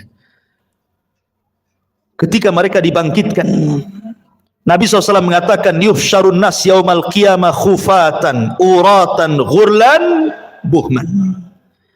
Ketika manusia dibangkitkan khufat, tidak pakai celana, tidak pakai baju, telanjang bulat. Kemudian tidak dikhitan. Kemudian tidak pakai sandal. Kemudian tidak membawa harta di badan. Mau siapapun anda mau presiden, mau menteri, mau orang kaya, dibangkitkan sama. Karena di hari itu tidak ada yang membedakan antara si kaya dengan si miskin, si pejabat dan si rakyat. Semua sama, dibangkitkan seperti itu. Lalu apa yang disombongkan? Di padang mahsyar itu macam-macam harus yang dibangkitkan. Ada yang dibangkitkan kecil sekali, sehingga dia harus terseok-seok dengan orang-orang yang besar, hampir terinjak kakinya. Mereka lah orang-orang yang sombong di dunia. Allah bangkitkan seperti zarrah di akhirat, seperti kecil, seperti semut di tengah-tengah orang besar, sehingga terseok-seok harus menghindari larinya kaki orang tuh. Ya, di dunia dia merasa besar, sombong. Di akhirat Allah kecilkan. Ada yang berteriak-teriak, ya Rabb, ya Rabb, tapi Allah tidak memandangnya. Allah tidak mengajak bicara dengannya. La yanzurullahu yaumal qiyamah. Allah tidak akan melihatnya walaupun dia berteriak, ya Rabb, ya Rabb, ya Allah, ya Allah. Ada orang-orang yang tidak akan dilihat oleh Allah pada hari kiamat. Ada orang-orang yang tidak akan disucikan oleh pada hari kiamat, tidak akan diajak bicara oleh Allah pada hari kiamat. Ada orang-orang yang lari, tetapi mereka berjalan dengan kepala kakinya di atas. La haula wala quwata illa billah. Bagaimana caranya? Allahu a'lam. Allah atas segala sesuatu maha mampu menjalankan orang dengan kepalanya, kakinya di atas. Ada orang-orang yang berjalan dengan buta, sehingga dia mengatakan, ya Rabbi lima hasyartani a'ma wa qad kuntu basira. Ya Rabb, di dunia aku melihat, kenapa di sini buta, katanya. Macam-macam orang itu di padang mahsyar itu, ikhwan. Karena orang dibangkitkan itu ala ma mata alaih, sebagaimana kematiannya. Ada ketika di dunia dia menusuk-nusuk untuk bunuh diri, maka ketika dibangkitkan di tangannya sudah ada pisau sedang menusuk-nusuk badannya. Ya, bayangkan, manusia dibangkitkan itu macam-macam bentuknya. Baru kemudian manusia dikumpulkan di satu tempat. Disinilah terjadi faslul qadha. Yang pertama kali faslul qadha, di mana Allah Subhanahu wa taala akan membentangkan mahkamah peradilan di tengah-tengah manusia. Dan yang pertama kali diadili adalah para nabi. Para nabi, ikhwan, diadili dulu. Dengan cara apa? Para nabi dikumpulkan umatnya. Nuh bersama umatnya, Nabi Saleh bersama umatnya, Nabi Syuaib bersama umatnya, semua para nabi bersama umatnya. Kemudian Allah akan berkata kepada umatnya, ya umat Nuh, sudahkah Nuh menyampaikan risalahnya? Orang-orang kafir dari umat Nuh mengatakan, ya Rabb, Nuh tidak pernah menyampaikan risalah kepada kami. Mereka hendak berdusta. Kemudian Allah mengatakan, ya Nuh, lihat, engkau belum pernah menyampaikan risalahku kepada mereka. Kenapa kau tidak sampaikan? Maka Nuh mengatakan, ya Rabb, aku sudah sampaikan. Kalau engkau tidak percaya, aku punya saksi. Maka Allah mengatakan, kalau begitu datanglah saksi. Maka Nuh alaihi salatu wassalam meminta kepada Rasul kita Muhammad sallallahu alaihi wasallam untuk menjadi saksi bahwa Nuh sudah menyampaikan risalahnya. Maka Allah panggil Rasul kita Muhammad sallallahu alaihi wasallam, ya Muhammad, kenapa kok mau jadi saksi kepada Nuh alaihi salatu wassalam? Bukankah usiamu dengan usia Nuh terpaut jauh dan engkau tidak hidup di zaman Nabi Nuh? Bagaimana kau akan jadi saksi mereka? Maka Rasulullah SAW mengatakan, ya Rabb, ya aku tidak hidup di zaman Nabi Nuh, tetapi aku yakin bahwa Nuh sudah menyampaikan risalahnya. Maka Allah mengatakan, apa yang membuat anda yakin bahwa Nuh menyampaikan risalahnya? Maka Rasul mengatakan, karena engkau yang bicara seperti itu ya Rabb. Kemudian Rasul membacakan suratun Nuh. Engkau yang ngomong dalam Al-Quran bahwa Nuh sudah menyampaikan risalahnya. Maka Allah mengatakan, sodaqta, benar engkau. Wa kadzabu haula, dan mereka sudah berdusta.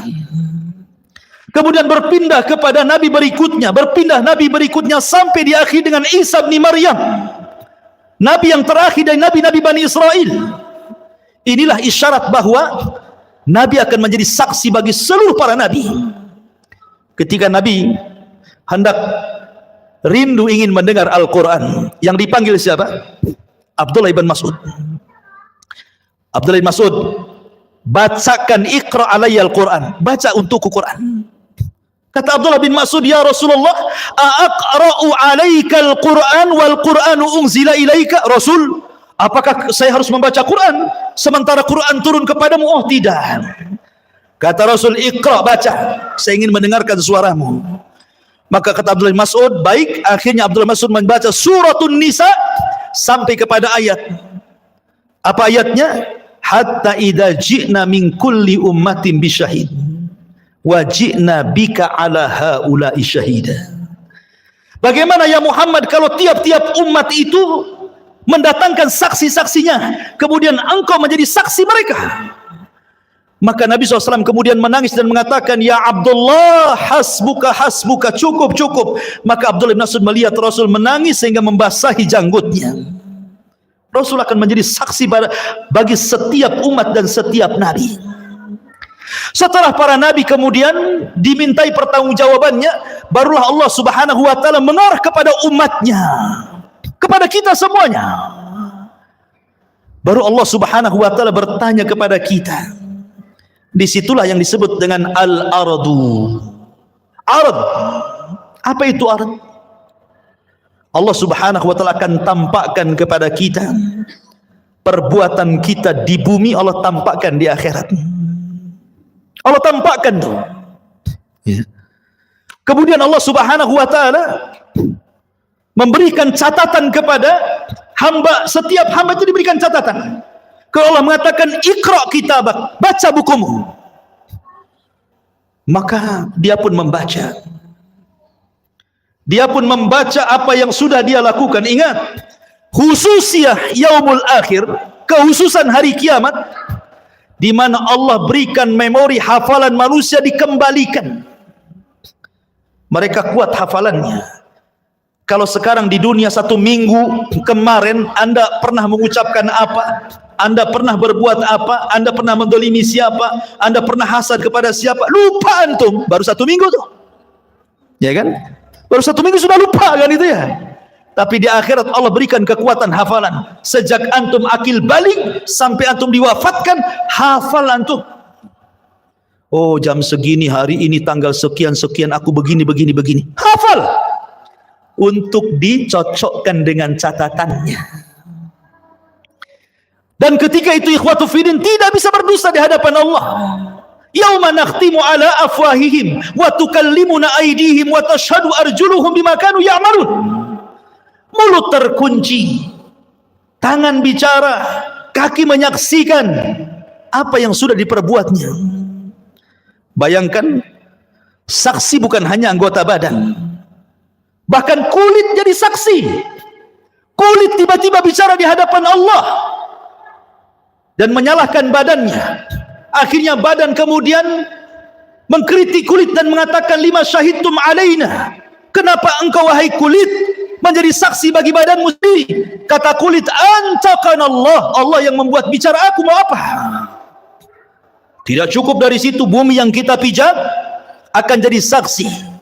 Karena yauma idin tuhadditsu akhbaraha, pada hari itu bumi menghabarkan kisah-kisah orang yang pernah di atas bumi itu. Lautan akan jadi saksi, langit akan jadi saksi, malaikat akan jadi saksi. Siapa yang bisa mungkir dari kesalahan, ikhwan? Semua jadi saksi.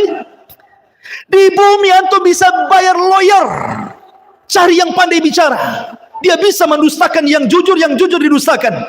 Di akhirat lawyer aja butuh lawyer, lawyernya butuh lawyer, pengacaranya butuh pengacara. Tapi di akhirat tidak ada pengacara. Apa yang mau diacarakan? Nggak ada pengacara. Ya. Semua jadi saksi. Ma'asyiral muslimin yang dimuliakan Allah Subhanahu wa taala. Mulailah manusia dihisab. Pertama, kemudian Allah Subhanahu wa taala akan terbangkan catatannya. Di situ ada yang mengambil dengan tangan kanannya, dengan tangan kirinya, dengan tangan kiri dari belakangnya, dan itu menunjukkan keselamatan dan tidaknya orang. Orang yang beriman ambil dengan tangan kanannya. Dengan bangganya dia mengatakan, ha umukra'u kitabiyah. Baca kitabku katanya. Dia sudah tahu isinya baik. Itu bangga dia. Tetapi orang-orang yang mengambil catatan dengan tangan kirinya, dia mengatakan apa? Ya laitani lam uta kitabiyah. Walam adri ma hisabiyah. Duhai kiranya aku tidak mau mengambil catatanku dan aku tidak tahu apa hisabku. Sampai terakhir dia mengatakan, ma agna anni maliyah halaka anni sultaniyah. Duhai kiranya kekuasaan yang aku bangga-banggakan di dunia enggak ada manfaatnya. Duhai kiranya harta yang bertumpuk di dunia pun tidak ada faedahnya. Menyesal dia. Kan itu ya. Kemudian mereka dikumpulkan di padang mahsyar, terjadilah hisab kepada binatang. Di situ dikumpulkan semua binatang, mulai dari semut sampai kepada buaya darat, dikumpulkan semua di situ. Kenapa? Karena di antara binatang juga ada yang saling mendolimi, yang bertanduk nanduk, yang tidak bertanduk.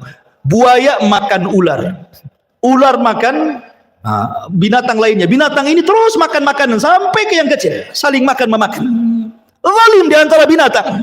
Allah Maha Adil. Ada hisab di antara binatang. Yang tadinya kambing yang bertanduk, yang suka nanduk, yang tidak bertanduk, tanduknya dicabut, diletakkan kepada yang tidak bertanduk. Tanduklah seberapa banyak kau ditanduk di bumi. Terjadi hisab. Tapi mereka tidak diazab. Mereka hanya dihisab saja. Setelah binatang-binatang dihisab, Allah mengatakan kunu turaba, jadilah kalian tanah.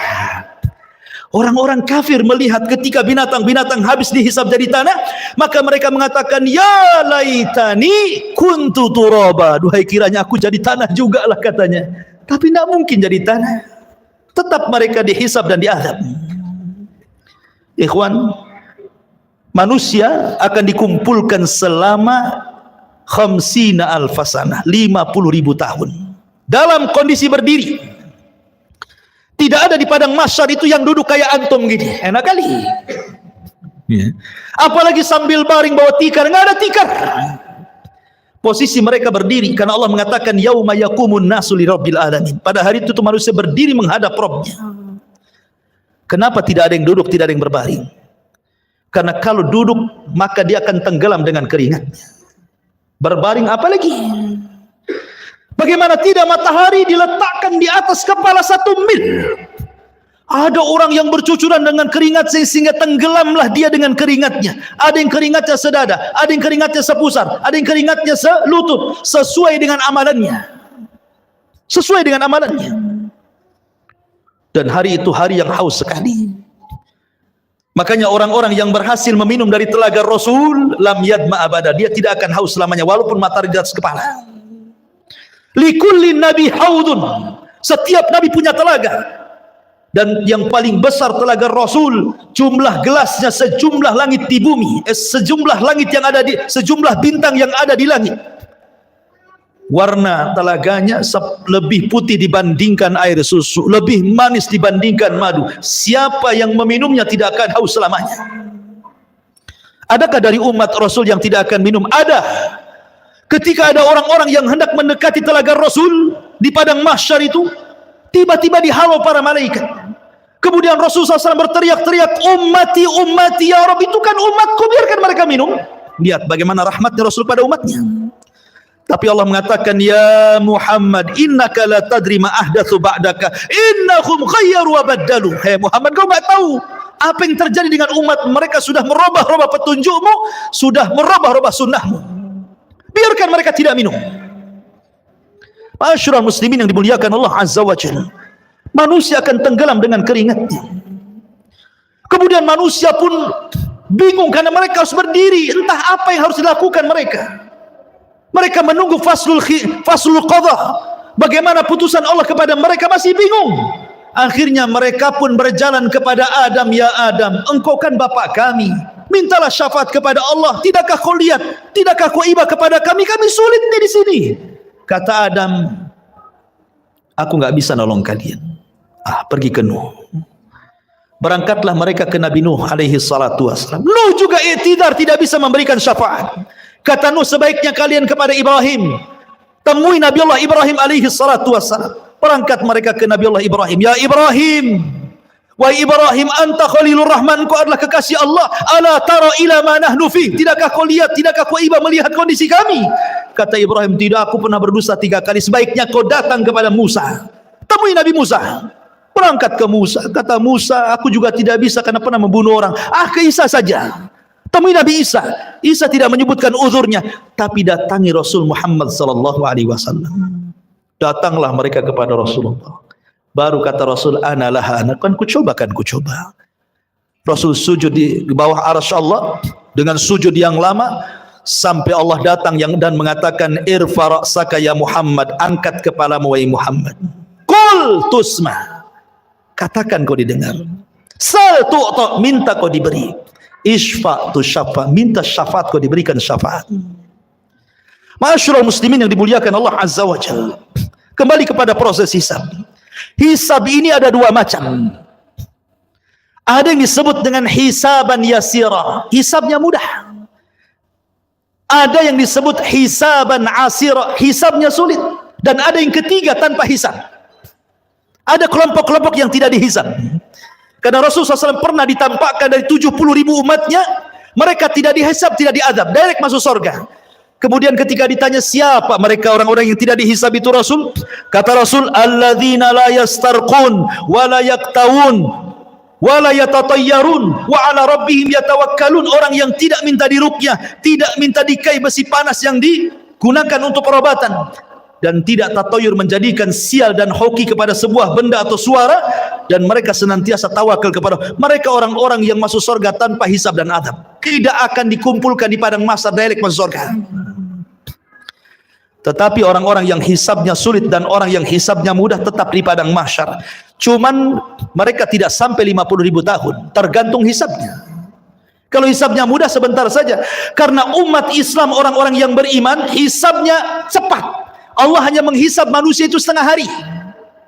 Bagi orang-orang yang beriman tidak sampai 50.000 tahun, setengah hari saja. Tapi setengah hari kehidupan akhirat bila dibandingkan dengan kehidupan dunia sama dengan 500 tahun. Karena Allah mengatakan, inna yauman inda rabbika ka'alfi sanatin mimma ta'udun. Satu hari kehidupan akhirat sama dengan 1000 tahun kehidupan dunia. Berarti setengah harinya 500 tahun. Dan orang yang beriman yang mendapatkan hisab itu hanya dari ba'da zuhur ke ba'da asar saja, setengah hari. Tapi setengah hari kehidupan akhirat, bukan setengah hari kehidupan dunia. Ya, 500 tahun juga. Makanya orang-orang miskin lebih dahulu masuk surga setengah hari dibandingkan orang kaya. Orang kaya nunggu dulu 500 tahun baru masuk surga. Orang miskin dah masuk surga. Kenapa?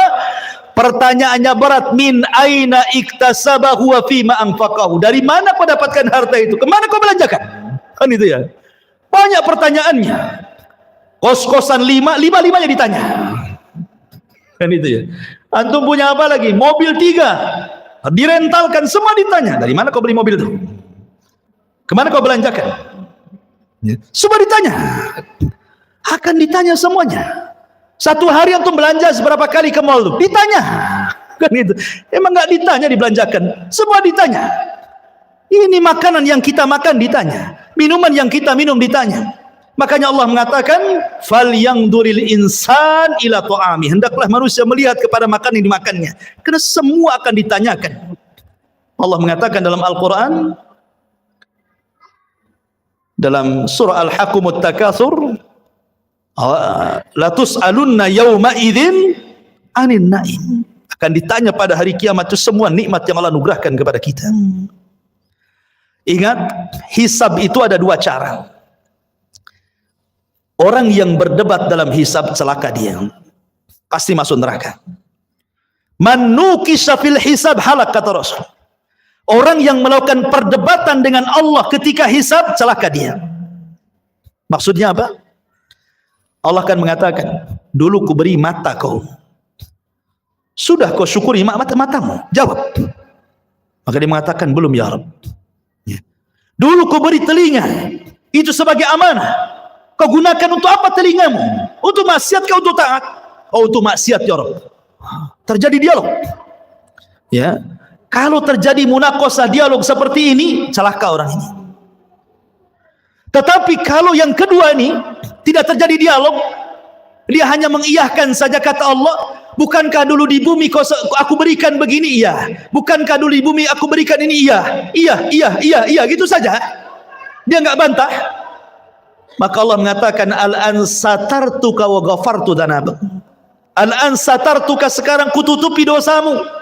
Wa ghafartu dzunubak, dan kuampuni dosa-dosamu. Ini hisaban yasira namanya. Hisab yang mudah, hanya ditanya tapi tidak perlu jawab.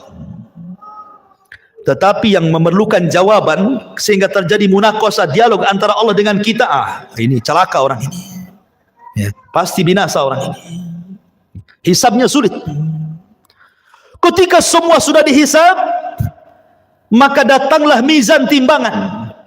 Barulah timbangan. Faman thaqulat mawazinu fahuwa fi 'ishatir radiyah wa man khaffat mawazinu fa ummuhu hawiyah wa ma adraka ma hiya narun hamiyah. Siapa yang berat timbangan baiknya, maka dia dalam kehidupan yang diridai masuk surga. Tapi siapa yang berat timbangan buruknya, dipastikan masuk neraka. Ma'asyiral muslimin, setelah terjadi penimbangan amal, maka manusia mulai dikelompokkan tuh dengan sesembahannya masing-masing. Nyembah apa antum di bumi? Nyembah pohon, bersama pohon itu. Nyembah ular sendok, bersama ular sendoknya. Nyembah apa lagi? Batu, bersama batunya. Semua orang dikumpulkan dengan sesembahannya. Dan ketika orang-orang kafir, orang munafik, orang yang beriman sudah terkelompok-kelompok, maka Allah mengatakan wasiqal ladzina kafaru ila jahannam zumara. Giring orang-orang kafir itu, masukkan ke neraka saja. Mereka tidak akan sempat meniti siratal mustaqim. Padahal Allah mengatakan wa in kuntum illa wariduha, kalian pasti akan melewatinya. Tapi orang kafir direct masuk neraka, tidak ada lintas melintasi siratal mustaqim. Ketika semua orang-orang musyrik, orang kafir sudah Allah masukkan ke neraka, tinggal mukmin dan munafik. Di sini Allah Subhanahu wa taala bagikan cahaya, setiap orang dapat cahaya. Cahaya itulah bekal kita meniti titian siratal mustaqim. Karena itu gelap. Neraka jahanam itu gelap. Karena titian itu terbentang di neraka jahanam. Karena Allah Subhanahu wa taala mengatakan wa jaa rabbuka wal malaku saffan saffa wa ji'a bi jahannam yauma idzin yatadzakkarul insan andalahu dzikra. Ketika Allah datang menemui makhluknya di padang mahsyar, malaikat bersop-sop, Allah katakan jahanam tarik ke sini. Jahanam pun ditarik. Jahanam punya 70.000 tali kekang. Satu tali kekang ditarik 70.000 malaikat. Besar. Ya. Kemudian di hadapan manusia, kemudian Allah bentangkan di situ siratal mustaqim, jisrun, jembatan yang terbentang di antara neraka jahanam. Jembatan itu halus, lebih halus dibandingkan rambut, lebih tajam dibandingkan pedang. Bahkan jembatan itu akan berlenggak-lenggok, dia tidak diam dan licin. Hanya orang-orang yang ditakdirkan bisa melintasi titian itu. Dan yang pertama meniti jembatan itu adalah Nabi SAW.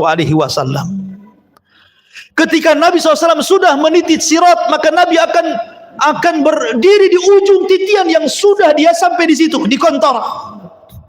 Setiap ada umatnya lewat, Rasul mengatakan, ya Rabbi salim salim, ya Rabb selamatkan, selamatkan, selamatkan, selamatkan. Saking kasihannya Nabi dengan kita. Ada yang melewati titian seperti kilat, sudah sampai di sana, gitu ya. Ada yang seperti angin, sudah di sana. Ada yang seperti kuda balap, sudah di sana. Ada yang seperti lari kencang. Ada yang merangkak-rangkak. Ada yang terkena kalalib. Ya. Ada yang kemudian jatuh berdiri, ada yang kemudian nyemplung dari titian itu ke jahanam. Kata Rasul ketika duduk bersama para sahabatnya, ada semacam bunyi besar, cur gitu ya. Kata Rasul mengatakan, tahukah kamu itu suara apa? Sahabat mengatakan, tidak tahu wahai Rasul. Itu batu segede unta 70 tahun yang silam jatuh dari titian dan baru sampai sekarang di intip neraka jahanam. Artinya kalau orang jatuh dari titian sampai neraka itu 70 tahun itu baru sampai di dasar jahanam, naudzubillah. Ya. Ma'asyiral muslimin, maka satu persatu Orang-orang munafik diberikan, orang-orang beriman diberikan cahaya. Orang munafik diberikan cahaya kadang padam, kadang terang. Kadang padam, kadang terang. Ketika berjalan mereka mengatakan, naktabis min nurikum. Hai orang yang beriman, tunggu dulu, aku ikut cahayamu. Kata orang beriman, ambil lagi kau cahaya di belakang katanya. Emang di dunia orang munafik bisa menipu orang-orang yang beriman. Yukhadi'una Allah walladzina amanu. Mereka menipu Allah dan orang-orang yang beriman. Di titian siratal mustaqim, orang yang beriman tidak mungkin ditipu lagi. Ya. Masyarul muslimin, ketika semua terseberangi semuanya, sampailah mereka di sebuah tempat namanya Qantoroh. Qantoroh itu depannya pintu sorga. Sampai di sini keletihan orang-orang yang beriman? Tidak. Di sini ada kisos. Di sini Nabi SAW mengatakan, atadruna mal muflisu hadil ummah, tahukah kamu siapa yang bangkrut dari umat ini? Kata sahabat, ya molos saja orang bangkrut, orang yang gulung tikar, orang yang kalah, orang yang usahanya bangkrut, bankrupt dan yang lainnya. Kata Rasul, bukan itu. Orang yang bangkrut adalah orang yang datang pada hari kiamat membawa pahala solat, pahala zakat, pahala sedekah, pahala puasa, pahala ini, pahala itu.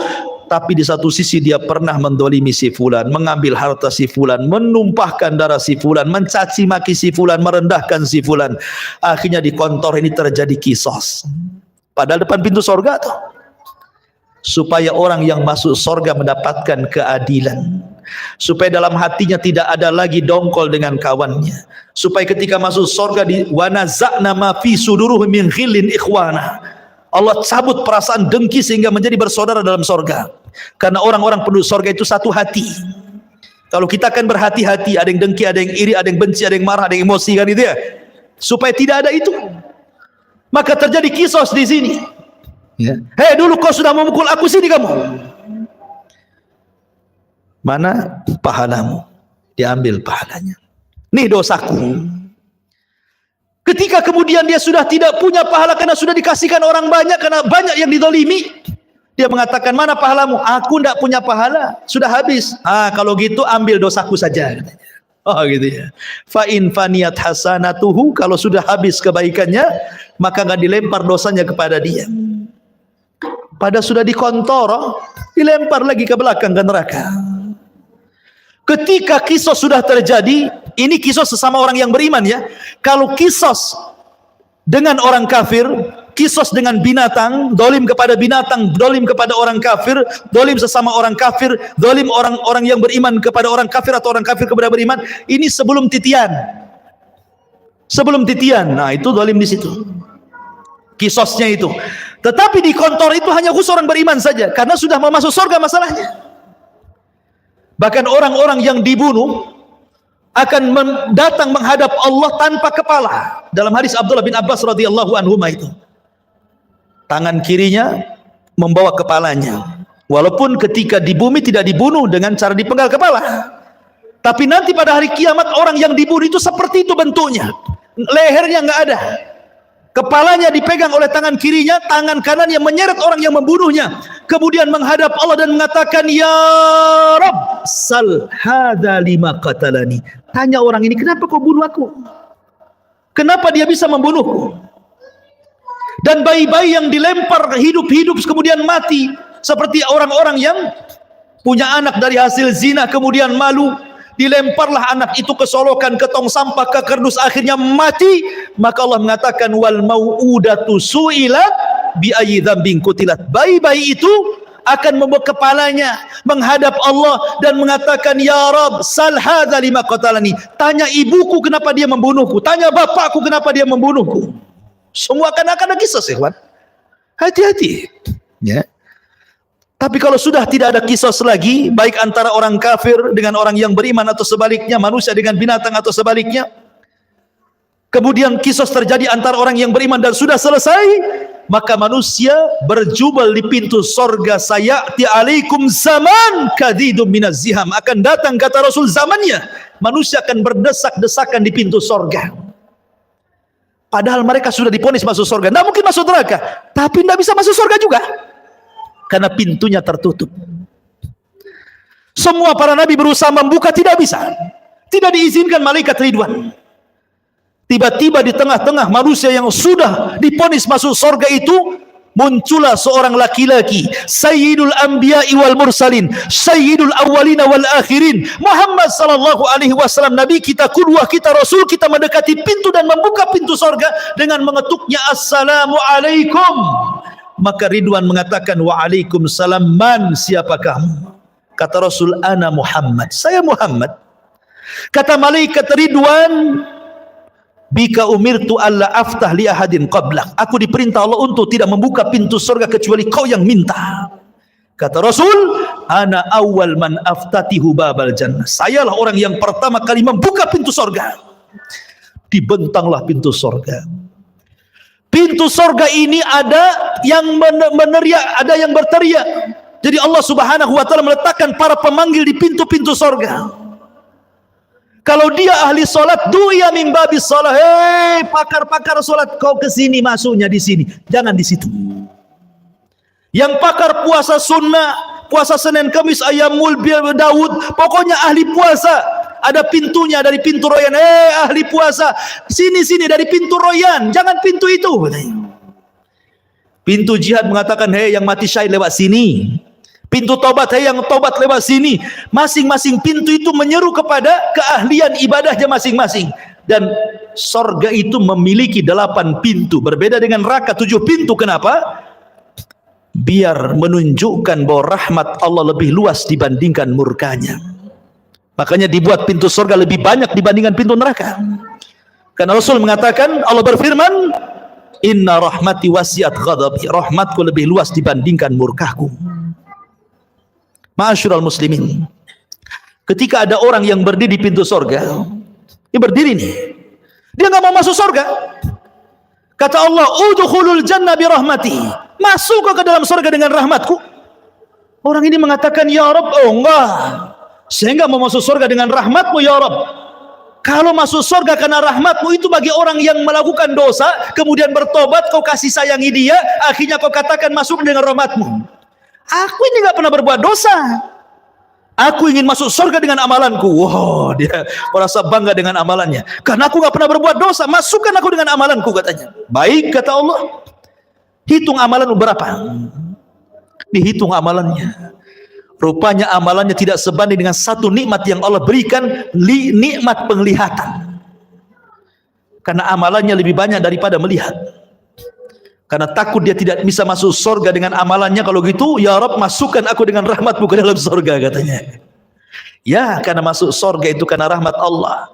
Kata sahabat, wala anta ya Rasul, termasuk engkau wahai Rasul, termasuk saya. Allah masukkan saya ke surga karena rahmatnya. Tapi Allah masukkan ke neraka karena keadilannya. Ma'asyiral muslimin yang dimuliakan Allah Subhanahu wa ta'ala. Ketika kemudian penduduk surga masuk ke dalam surga, kemudian malaikat sorga mengatakan, salamun alaikum bima sabartum fa ni'ma uqbaddar. Keselamatan bagi kalian, wahai penduduk sorga. Pertama kali tahiyatus salam. Salamun qaulan mir rabbir rahim. Allah pun mengucapkan salam.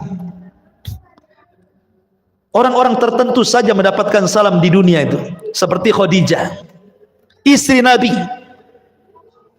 Kata Nabi SAW, Rabb dan Jibril menitipkan salam kepadamu ya Khadijah. Wah, tidak semua dapat salam dari Allah dan malaikat Jibril itu.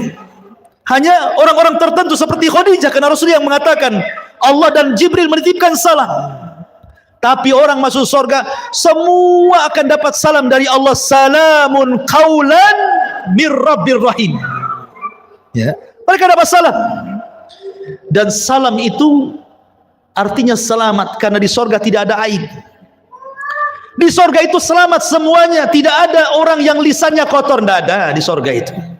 Tidak ada tukang gibah, tukang gunjing, tukang caci, tukang maki, tukang merendahkan, tidak ada. Tidak ada yang dendam, tidak ada. Sampai kepada istri-istri tidak ada cemburu kalau antum bersama bidadari, karena semua jadi salam, selamat semuanya. Selamat aib, dari aib selamat. Antum tidak kencing, antum tidak berak, antum tidak meludah, antum tidak mengeluarkan dahak, antum tidak ada congeknya, bahasa gitu. Pokoknya selamat badannya. Sampai-sampai ditanya Rasul, kalau hari-hari makan minum, cemana beraknya, cemana kencingnya? Kata Rasul, berak dan kencingnya dengan keringat. Dengan keringat. Dan keringatnya seperti minyak misi, itulah berak dan kencingnya penduduk sorga, katanya. Wah, luar biasa. Ya. Selamat badannya. Wanitanya tidak haid, tidak ada nifas. Tidak ada bau ketiak di sorga itu, semua wangi. Dunia antum harus bawa-bawa apa tuh? Kadang-kadang dikasih kapur barus ketiak di bumi kan gitu ya. Di sorga nggak ada bau, nggak ada bau-bau di sorga itu, karena selamat badannya. Ya. Di sorga tidak ada nenek-nenek. Di zaman Rasul ada nenek-nenek datang kepada Rasul, aku masuk sorga nggak Rasul? Kata Rasul, nenek-nenek nggak masuk sorga. Gitu. Nenek ini menangis, pergi dia. Kemudian Rasul mengatakan kepada sahabat, bilang sama nenek itu, bukan berarti nenek itu nggak masuk sorga, maksudnya di sorga nggak ada nenek-nenek. Bacakan ayat inna ansha'nahunna insha'an wa ja'alnahunna abqara uruban atraba. Kami jadikan nenek-nenek jadi gadis-gadis usianya 33 sampai 34. Semua sama usianya segitu. Ya. Dan sorga itu nikmatnya yazdah, bertambah dan bertambah. Ada sukul jannah, pasar sorga. Pasar ini setiap Jumat kalau di bumi, kalau di sorga namanya Yaumul Mazid, hari tambahan nikmat. Semua penduduk sorga ke pasar, yang laki-lakinya itu berjumpa dengan kawan-kawannya di pasar itu. Kemudian ngobrol cerita pengalaman antum di dunia. Oh, kita kan pernah ngaji di Odessa dulu, kenal nggak antum di samping saya? Nanti itu bicarakan semua itu. Akan teringat dengan kehidupan dunia. Jadi pembicaraan nanti di pasar itu, pembicaraan kita di dunia, obrolan kita, bercandaan kita, semua akan dibicarakan di pasar surga itu. Di pasar surga itu ada jual beli, ya. Hanya untuk berjumpa dengan kawannya, ngobrol, minum, makan di situ enak-enak. Kemudian sebelum pulang, habar riyah. Tiba-tiba Allah Subhanahu wa taala hempaskan angin, membawa debu, kemudian mengenai jasad-jasad orang yang ada di pasar sorga itu, fayazdad husnan wa jamala, maka dia akan bertambah gantengnya, bertambah sehatnya, bertambah kekarnya, bertambah indah. Ketika pulang istrinya nggak kenal, laqad izdaztum husnan wa jamala, wahai suamiku, kenapa kau makin tampan, makin ganteng, makin itu. Dalam kisah Israiliyat disebutkan, ini Israiliyat lagi ya. Jadi di pasar-pasar surga itu banyak gambar macam-macam. Ya, mungkin kalau di dunia itu antum tahu tukang cukur, kan banyak tuh gambarnya kan. Ada yang jadi sebegini rambutnya, jadi sebegini rambutnya, jadi sebegini, kan banyak tuh. Tinggal tunjuk saja, cukur saya seperti ini. Nanti dicukur kayak gitu kan. Dan di surga itu akan dibentuk tuh macam-macam gambar yang ganteng-ganteng itu, tinggal nunjuk saja Anda akan seperti itu. Itu cerita Israiliyat. Ya, ya. Oh kayak gitu. Kayak siapa? Antum kayak Abu Humairah, jadilah Abu Humairah. Gak mau lah gemuk gitu. Jadi mereka pulang itu berjumpa dengan istrinya, kata istrinya, laqad izdaztum husnan wa jamala. Hei suamiku, kenapa kau makin ganteng? Kata suaminya, kau juga kenapa makin cantik, katanya. Jadi setiap minggu kenikmatan itu bertambah, makin ganteng, makin ganteng, makin ganteng. Makanan hari ini kalau dimakan besok lebih nikmat, kalau dimakan lusa lebih nikmat, dimakan lusanya lagi lebih nikmat, makin nikmat. Coba antum makan mangga, dibiarkan 1 bulan. Hari ini makan mangga, besok mangga dibiarkan 1 bulan. 1 bulan depan antum makan tuh mangga. Nanti atau setahun antum ada tinggal peloknya saja itu kan. Di sorga itu makin hari makin nikmat. Ya, kan luar biasa tuh. Makin hari makin ganteng. Coba antum hari-hari ke pasar sini, makin ganteng atau makin kusut tuh? Makin kusut kan itu. Stres, apalagi bawa istri yang dicatat beli bawang, pulang beli baju pula kan. Stres lagi. Makin turun alisnya. Ya. Ma'asyiral muslimin yang dimuliakan Allah Azza wa Jalla, ketika orang masuk surga, pertama yang dimakan apa? Dan pertama yang diminum apa? Yang pertama dimakan itu kabidil hut, hatinya ikan paus. Tentu ikan paus akhirat, bukan ikan paus di Salut kayak sekarang, istilah ikan paus. Kemudian makan air jahe. Jahenya jahe sorga.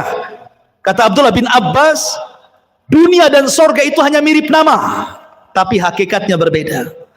Di dunia ada jahe, air jahe, wedang jahe, di surga ada wedang jahe. Hanya kesamaan nama, tapi hakikatnya berbeda. A'dadtu li ibadis salihin ma la ainun ra'at wala udhunun sami'at wala khatara ala qalbi bashar. Kenikmatan di surga itu tidak bisa dilihat mata, didengar telinga, terlintas pun tidak. Bagaimana caranya menggambarkannya? Jadi hanya kemiripan nama saja. Di surga ada pisang, di dunia ada pisang, tapi pisang surga beda rasanya. Di surga ada madu, di dunia ada madu, beda madu surga. Di surga ada khamar, di dunia juga ada khamar, beda. Khamar di dunia ini paling rendah sakit kepala orang minum, paling tinggi teler tidur di got. Tapi khamar di surga itu ladzatul lisyaribin, lezat bagi peminumnya, lezat. Ya, Ma'asyiral muslimin, dan di surga Allah sudah peruntukkan satu orang mendapatkan 2 istana minimalnya. Karena Allah mengatakan waliman khafa maqama rabbih jannatan, bagi orang yang takut Allah sediakan 2 istana. Dan dia akan mendapatkan nikmat yang besar sebagaimana ahlun nar akan mendapatkan azab yang besar. Ketika penduduk surga idza dakhala ahlul jannatal jannah wa idza dakhala ahlun narun nara, apabila penduduk surga masuk ke dalam surga, penduduk neraka masuk ke neraka, ji'a bil mauti ala suratil kabsi, didatangkan kematian dalam bentuk kambing gibas, disembelihlah kematian itu sehingga tidak ada kematian lagi. Maka datanglah penyeru kepada penduduk surga, ya ahlal jannah la mautalakum wa ya ahlan nar la mautalakum. Hei penduduk surga, tidak ada kematian. Hei penduduk neraka, tidak ada kematian. Maka penduduk surga akan mendapatkan nikmat selamanya, dan penduduk neraka akan mendapatkan azab selamanya. Itulah ringkasan perjalanan manusia dari kelahiran sampai wafat, sampai di padang mahsyar, sampai masuk ke dalam surga dan neraka. Tentu yang saya ceritakan ini bagian kecil, hanya gambaran. Karena hakikatnya jauh dibandingkan yang diceritakan. Sehebat apapun orang menggambarkan surga, surga menyelisihi gambarannya. Karena surga tidak bisa dibayangkan. Kita hanya menukilkan sabda-sabda Nabi, ayat-ayat Al-Quran. Beginilah gambaran surga. Karena tidak semua dibentangkan. Ya. Oleh karena itulah perlu keimanan yang kuat tentang adanya hari akhir. Makanya di antara satu dari rukun-rukun iman, al-imanu bil yaumil akhir, beriman dengan hari akhir.